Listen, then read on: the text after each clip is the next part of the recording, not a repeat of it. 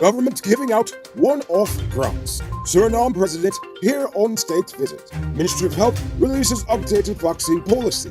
And why the government should seek to increase incomes versus giving cash payouts.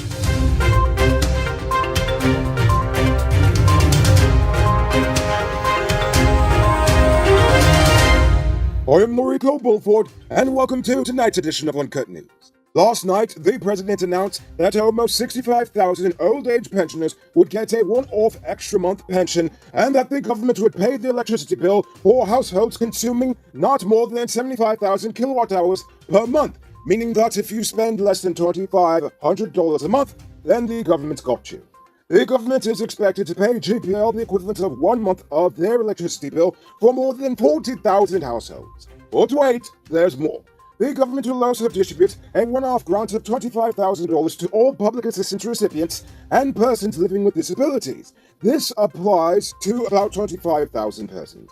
The president said the three measures announced Monday night would help to increase the spending power of a large segment of the Guyanese population, at least for a month. Well, all I can say is that for a government who claims that its treasury was emptied by a corrupt set of politicians, they should keep finding money to spend. I wish my bank account worked that way. Nondalal is not wanted by the New York City Police Department, despite the fact that Rickford Burke was running around claiming that Nondalal had a warrant out for his arrest. According to the GPF, Burke did file a criminal complaint at a precinct in Brooklyn. However, the NYPD dismissed the report as frivolous and vexatious. Additionally, Nondalal was never wanted by the police, as the offense was supposedly not considered an arrestable one. Suriname's President Chandrika Prasad Santokhi is due to arrive Tuesday for a 4-day official visit. According to the Foreign Affairs Ministry, the two heads of state will review the progress made so far in the areas of foreign policy coordination and political dialogue, environment, health, infrastructure, and transportation, agriculture, immigration, customs, security, and private sector enhancement. Yesterday morning, a 34-year-old woman was busted with 4.8 kilos of cocaine at the Ogle airport as she was about to leave for Barbados. The cops found the coke in several pockets of powdered milk. Initially, she remained silent, but subsequently claimed that a man had given her the items to drop to Barbados. As a result of this new information, the second suspect was arrested. While he admitted to giving the woman the packets of powdered milk, he denied knowing that it was stuffed with Colombian powder. Are you one of the chosen few that benefits from duty-free? Good for you! Check out these amazing vehicles that just arrived at Best Buy Auto Sales. This 2016 Toyota Harrier Grand Sport Edition, this 2014 Range Rover Evoque, and this 2016 Lexus RX 200T are all on sale. They are all fully loaded and come with all modern features. Call or WhatsApp 662-0844 for more info, or visit their showrooms at Lot 171 Peter Rush Street, Queenstown, or Lot 2 Lamar Street, and tell them Rico sent you to get in on a sweet deal. An argument between two men over a $3,000 Guyana debt has landed one of them in court on an attempted murder charge. 21-year-old Joshua Pereira was not required to plead to the indictable charge, which alleged that on August 2nd, this stupid and unreasonable banner stabbed Anthony Rampal on August 2nd with the intent to murder him. The prosecutor told the court that the two men are known to each other.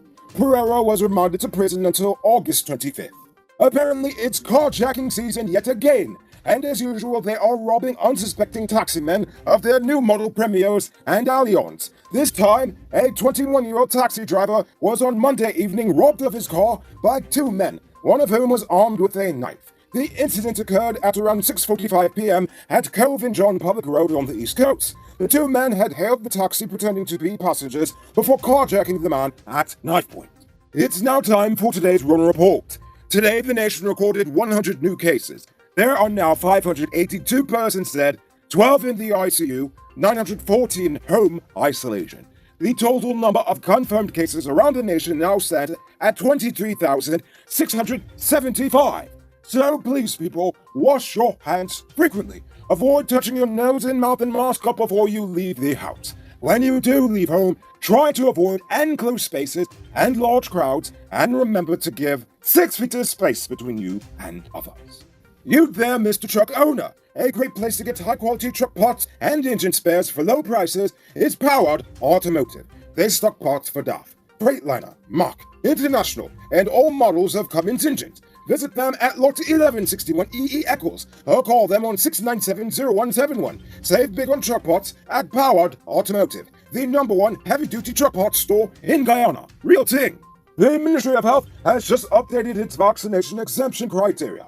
Breastfeeding mothers who do not wish to be vaccinated can be exempted for 6 months from the date of delivery.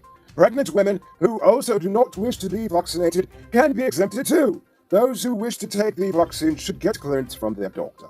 The same is true for patients with any clotting disorder such as hemophilia, or those undergoing chemo or dialysis. Persons who are exempted for those reasons mentioned and other underlying illnesses not listed are nonetheless expected to obtain a certificate of exemption from a fully registered medical practitioner. According to the Guyana Revenue Authority, no one is showing adult movies at their Camp Street headquarters. The nation's tax authority made the announcement after a video went viral on social media which claimed that the GRA is now entertaining their patrons with films of naughty women in compromising positions while they wait in line to get their tax information updated. The GRA said that its investigations revealed that the video wasn't even shot in Guyana. It was actually from a vaccination center in San Jose, Costa Rica, and the caption was changed and uploaded to Facebook by an unscrupulous Guyanese sometime last week. So all you perverts out there, don't go and rush to update your TIN number because they won't be showing you any adult films there. And now for our stupid news of the day. You know what I think is stupid? The government's obsession with cash payouts. Just like the handover ceremonies, both parties like to do it, and I think it's politically arrogant and a complete waste of taxpayer funds, and it only gives the appearance of being something significant because the value of our currency is so low. I mean, come on, $25,000 sounds a lot nicer than $119. Don't get me wrong, you know I believe in giving people money because it's all ours anyway. But I do feel that instead of rushing to throw millions at one-off payments to distract people from the real problems of the day, why don't they invest that cash into true job creation and entrepreneurship training programs? From the bottom house rum shop to the Regent Street shop owner, Guyanese are natural entrepreneurs. But if this government would invest more time into reforming the system to make it easier for the average person to make money instead of all the foreigners up there, well then, we'd all be doing well here. First thing I would do is to start on training our young persons and ex-convicts. Think about it for a second. If a man left secondary school or prison with a useful and profitable skill, do you really believe he would steal for his livelihood? Going back to the waste of money side of the argument, such payouts only make the rich richer. For example, ask your cousin in New York where his $2,000 stimulus is. If he's like most Americans, he probably spent it all on his rent, which then paid the landlord's mortgage. Or he saved it.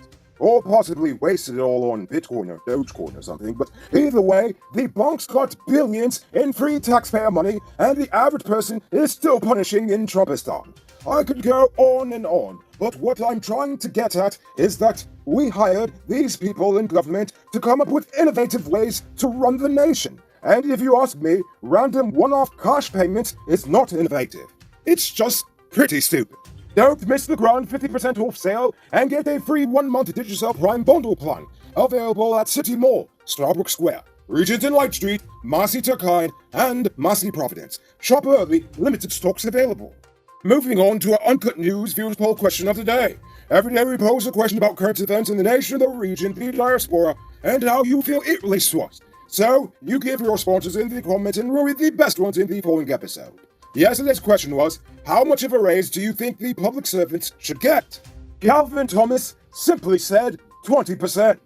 NG the Atheist agrees with them, saying a 20% increase for private sector workers, public sector workers, and the minimum wage, along with a 5-year 50% decrease in corporate tax to assist businesses with salary increases for the workers, would really do this country well. When the APNU was in government, we were not as yet an oil-producing country, and we saw nearly 90% increases in salaries for all workers. So as an oil-producing country, which our economy rises 45% last year and is continuing to rise, the present government has the ability to take more risk and have the spending power to do so.